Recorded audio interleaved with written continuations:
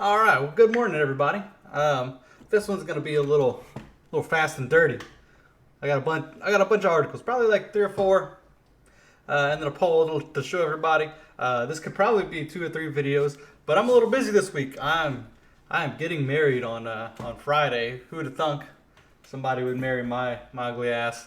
But yeah, getting married on Friday, and I'm working nights this whole week, so it's like I got no time to make videos or do anything. So it's like I wanted to bring you guys updates on everything. Obviously the Pfizer report came out yesterday.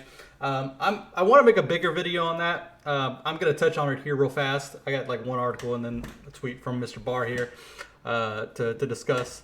But I'm just gonna touch on it real fast because I think there's more to come. Obviously everybody's already got an opinion on it. Probably 2 hours in, it had been stripped clean of everything, and there's a lot to go through. You can't. There's no. I'm not gonna be able to make a 5 minute summary of everything because there's so many pieces of it where you can't really say like there's just one overriding thing for the whole thing. Yes, there's rank corruption or there's political bias. If you look at the news, even the Fox report is saying that. It said that there's no political bias in it, but then if you go to a different section, you can tell that there is. It's just it's a big mix of hundreds of pages where it's like you can extrapolate whatever you want from it, but I think there is an overriding theme, and I'll discuss that a little bit as we talk about it. Let me read this quote. This is by Mr. Barr. I think there are gross abuses and inexplicable behavior that is intolerable in the FBI, AG Barr tells Pete Williams of NBC, following the release of the IG report to the origins of the Russia investigation. Mr. Barr has been hammering them since it came out. Obviously, if you read it, if you've heard anyone else talk about it, they said that there was no political bias and there's nothing really wrong with it except for a lot of errors, and that's what I really want to get to. If there's no political bias, then the FBI are the biggest gaggle of bumbling idiots, and it's not even close. I want to get this. I had a tweet. Where is it? If I could, I'll bring it up in my next video. I had a tweet that had a section of the Pfizer report. I didn't have time to bring it up, but it's essentially two people who went to the Clintons' residence to talk about, hey, what happened at a certain event or something like that. And at the end of the interview, it's them two discussing, and they're like, it's okay. We didn't get what we needed. We knew they were lying 100%. They even walked through like, this is what he said, but then he said this, and then he contradicted himself 2 times. And then the last guy is just like, yeah, that's definitely true. They're probably lying, but nothing's gonna happen.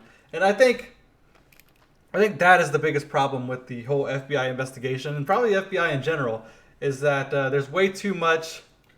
Nothing's gonna happen. No one cares. It showed with the whole. I hate to bring up the Clintons with that whole thing, but the Clinton investigation with their email servers, where it's like, yeah, they fucked up real bad and they broke the law, they broke federal law, but they're just dumb. They didn't do it on purpose. Who cares? Yeah, they broke the law, but don't worry about it. It's no big deal. It's way too much of that. There's not enough people being held accountable for messing up. There's way too much people not being held accountable for doing stuff that is really wrong. They know it's wrong, and they're just covering it up. They're covering their own butts, and I don't know. Then you've got the whole Steele dossier thing. I'm gonna skim through this Fox article. It's a long one though. I'm not gonna read this whole thing. But essentially, the Steele dossier. It's back and forth on whether you believe. I think when you read enough of this, it did influence. There are pieces from this Fox News article you can read that show parts of the report saying that they did use the Steele dossier to start the probe, and then you go to the other part and it says they didn't. and it's very clear that it was the Steele dossier was terrible. He was a terrible witness. He had no idea what he was talking about. But let me read a little bit of this. 7 takeaways from the DOJ Watchdog's Russia probe review. Justice Department Inspector General Michael E. Horowitz on Monday released the highly anticipated findings from his nearly 2-year review concerning the origins of the Russia investigation and issuance of the Foreign Investigation Surveillance Act (FISA) warrants for a Trump campaign official. Here are the biggest takeaways.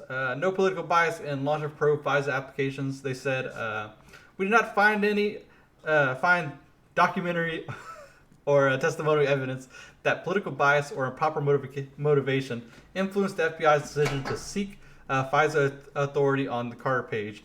And this is the biggest takeaway. They kind of skirt around it. Like I said, they didn't find documentary or testimonial evidence of it. But that's never going to be the case. You're not going to find unless you get a hard email or something, someone telling somebody to do something because of a political reason. There's no way you can extrapolate that from anything.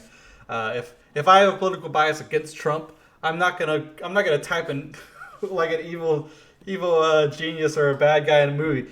I hate Trump.